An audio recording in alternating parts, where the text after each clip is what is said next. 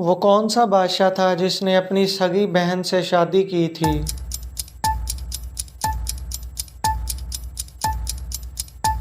जवाब है राजा ताहिर। अगला सवाल, दुनिया में सबसे ज़्यादा इस्तेमाल होने वाली चीज़ कौन सी है?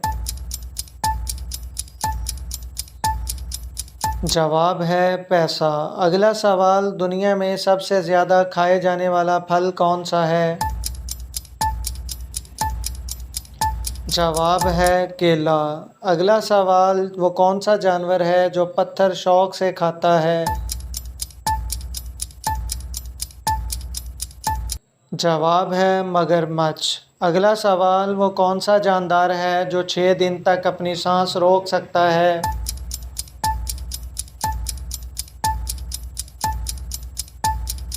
जवाब है बिच्छू। अगला सवाल, वो कौन सा मुल्क है जहां चोरी करने की सज़ा नहीं मिलती? जवाब है इटली।